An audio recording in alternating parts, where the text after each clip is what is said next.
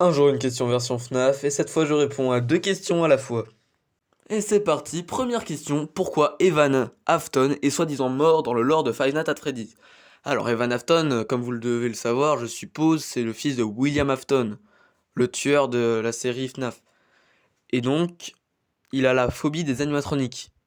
Ce qui est bête quand on a un père qui en fait.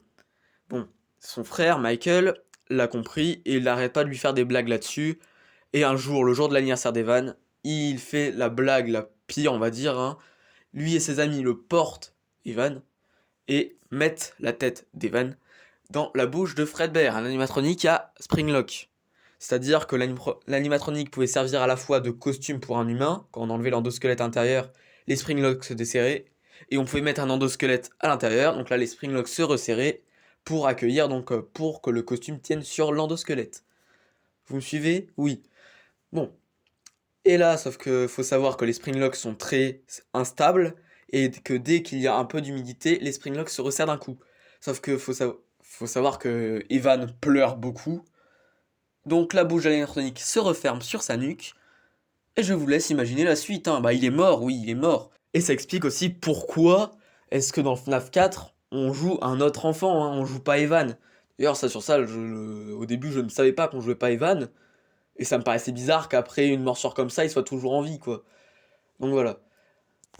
On passe à la deuxième question. Pourquoi Puppet a-t-elle mis les âmes des enfants dans les animatroniques? J'avoue, c'est un peu con, hein. Elle aurait pu les laisser juste sortir, et puis voilà.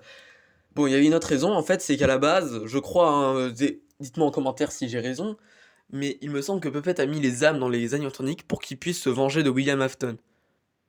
Voilà, et qu'ils continuent à vivre. Voilà, c'est à peu près la seule réponse que j'ai trouvée.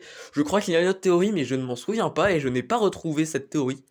Donc voilà, désolé, hein, elle va être beaucoup plus courte la réponse que la première.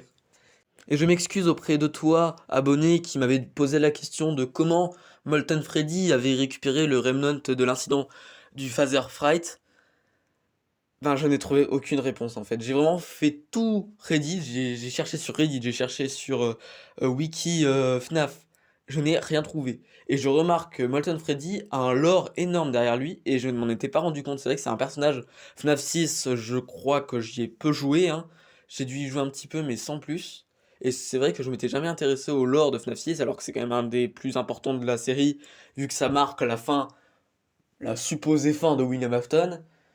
Donc voilà, je suis désolé, vraiment je suis désolé, surtout que ta question avait l'air intéressante, mais je n'ai rien trouvé. Abonnez-vous!